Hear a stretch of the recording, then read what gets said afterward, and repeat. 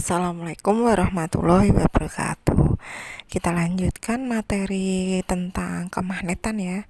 Kita akan mempelajari tentang induksi elektromagnetik.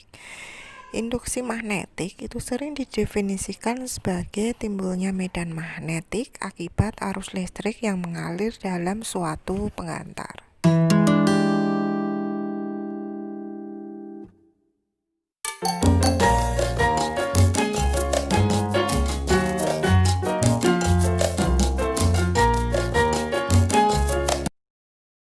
Percobaan Faraday pada saat magnet digerakkan keluar masuk dalam kumparan jarum pada galvanometer, dia akan menyimpang. Penyimpangan jarum galvanometer itu menunjukkan bahwa di dalam kumparan itu mengalir sebuah arus listrik. Arus listrik timbul karena pada ujung-ujung kumparan timbul beda potensial. Beda potensial ini sering disebut dengan gaya gerak listrik induksi atau GGL induksi.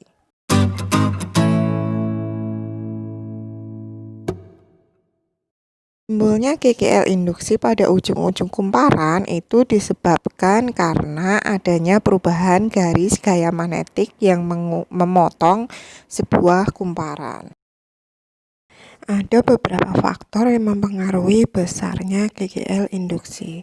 Semakin cepat perubahan medan magnet, maka GGL induksi yang timbul semakin besar. Semakin banyaknya lilitan, maka GGL induksi yang timbul juga akan semakin besar.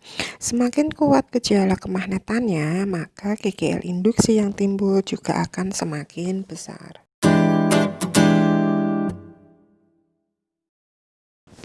Contoh penggunaan induksi elektromagnetik yang pertama contohnya adalah dinamo sepeda. Tenaga yang digunakan untuk memutar rotor itu adalah roda sepeda.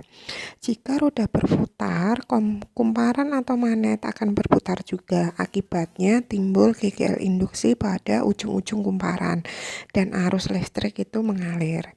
Semakin cepat gerakan roda sepeda, maka semakin cepat magnet atau kumparan yang berputar dan semakin besar gaya GGL induksi dan arus listrik yang dihasilkan. Yang selanjutnya ada transformator. Transformator adalah alat yang digunakan untuk mengubah tegangan bolak-balik dari suatu nilai tertentu ke nilai yang kita inginkan. Prinsip kerja trafo atau transformator, di situ kumparannya terdiri dari kumparan primer dan kumparan sekunder.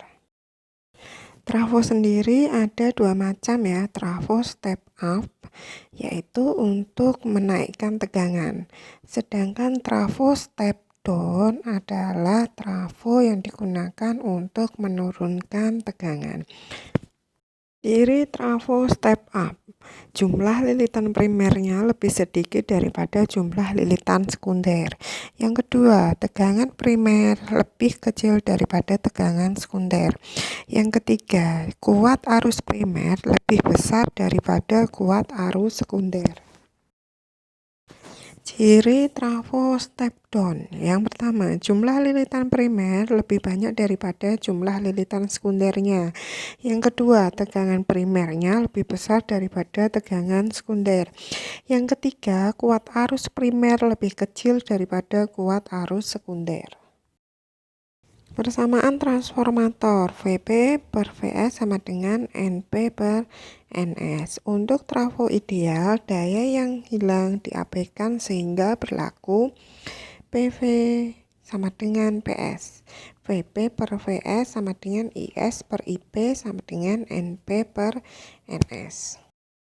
Persamaan transformator VP per VS sama dengan IS per IP sama dengan NP per NS. Efisien transformator adalah perbandingan antara energi listrik yang keluar dengan energi listrik yang masuk. Dalam prakteknya, efisiensi trafo itu tidak pernah mencapai 100%, namun dapat mencapai 99%.